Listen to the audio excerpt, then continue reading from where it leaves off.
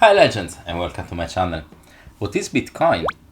Today I'm going to explain you what it is for beginners. So shall we get started? Let's go.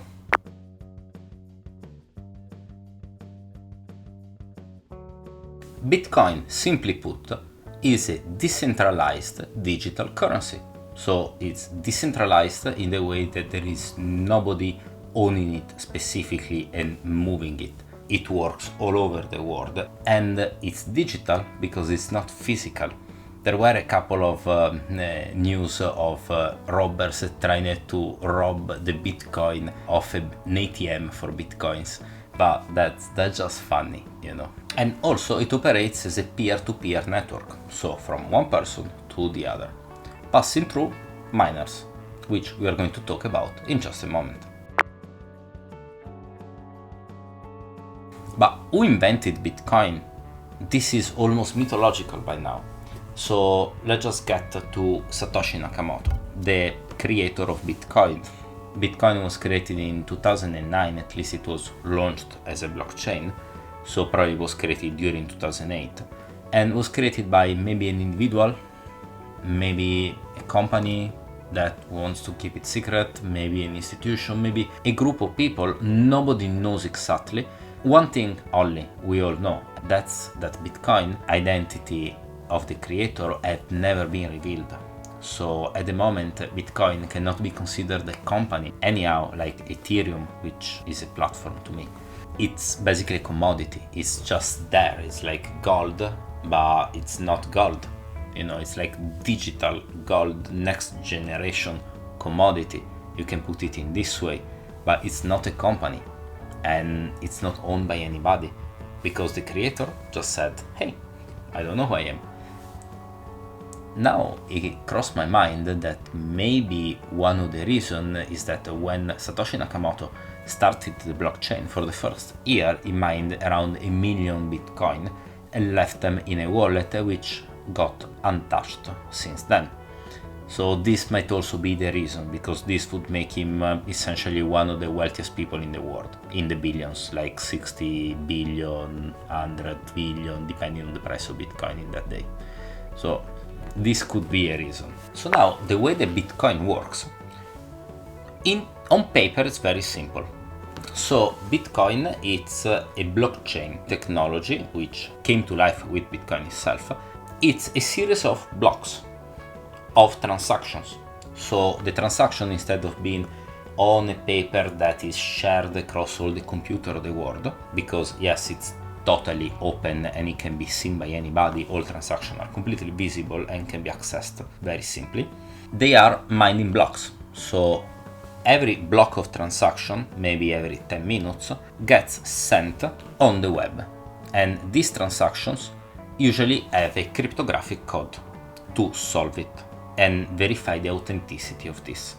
So the miners, because there are miners that don't mine, but they mine with a computer, and the miner's job is to solve these cryptographic puzzles, these mathematical puzzles, and be the first one that does it. Because the payout originally was 50 bitcoins, now it's like 6.25, it's about to be half of it in few months.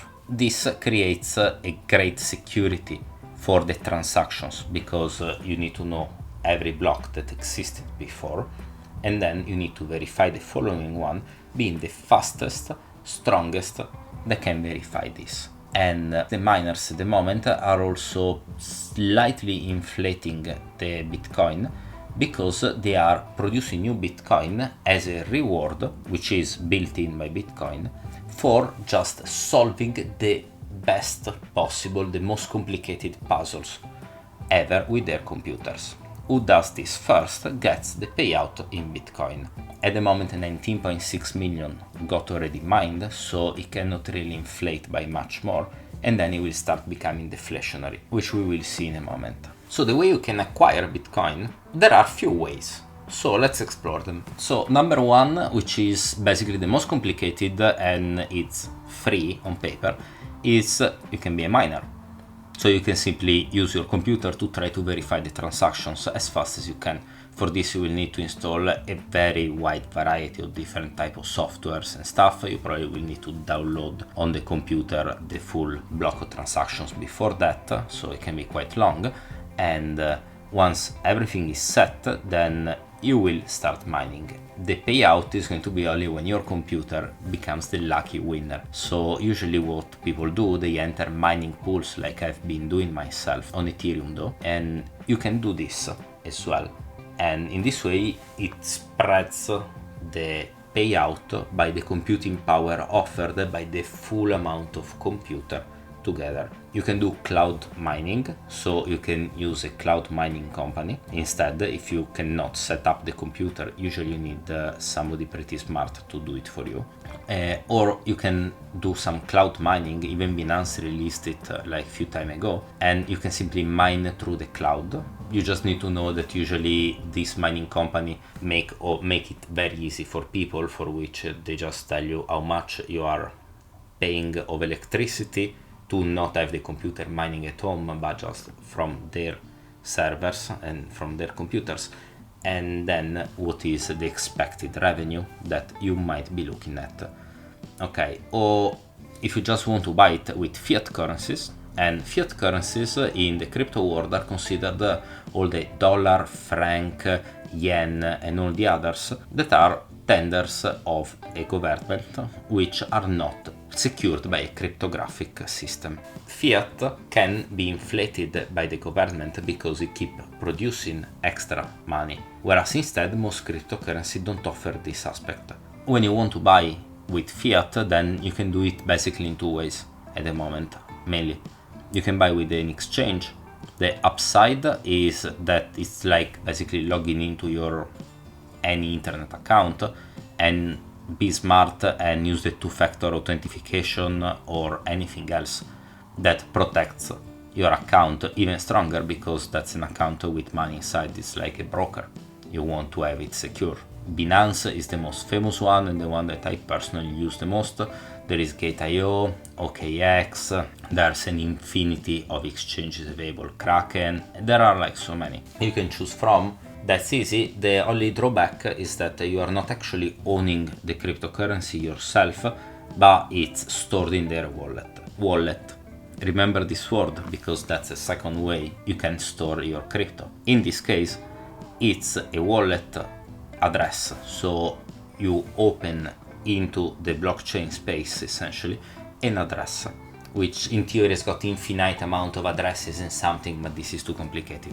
One, okay? And you have your own address. This address is called public address, and it's the one that you use to receive currencies. But it's protected by 12 to 24 words, which is basically cryptographic system of protecting data and then making them decently easy for humans to read and understand and eventually memorize. But I recommend to not have anything written anywhere, because yeah, you never know.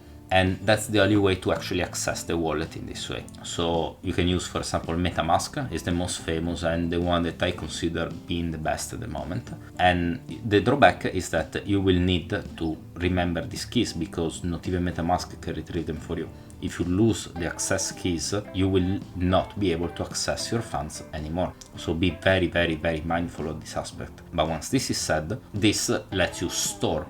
Basically, you are your own bank, essentially, because the cryptos can be taken only if you own these 12 to 24 keys. There is also to say that usually to open the wallet, it's not required to give proof of address, passport, or any of this information. It's kind of disconnected somehow. It's always visible to see the transactions in the blockchain, but not necessarily. It's not possible to actually connect it to a person in the first instance. So that depends if you want more privacy or if you want to feel safer. That's totally up to you. Storing them in wallets also has to say can be a little bit risky because there can be phishing attempts, hackers trying to steal it, people faking identities and trying to get your keys saying that they are a customer service, email that links bad and maybe some of your wallets are connected to the account. So if you are a beginner, maybe you want to consider an exchange instead. If you are a little bit intermediate or pro, most likely you will prefer to actually get them through a wallet and have them secure by yourself. The last way, which is probably more suitable for trading or for long retirement portfolios or stuff like this, just came out and is using ETF or exchanges traded funds. And there's the Grayscale one, there's like BlackRock, ARK, there's so many now available that are the biggest companies in the world essentially looking into cryptocurrency. This is another way of investing it. You are not really owning the underlying asset for my understanding, but it's simply easier to get the payout tracking the price of their baskets. They are big companies, they know what they're doing, they are probably a good idea. They are probably more suitable if you just want to invest through your traditional online broker instead of using the new finance instruments that are available. I really hope that this video helped, and if you have any question, just please drop a message below and I will answer to every single comment myself, and see you next video.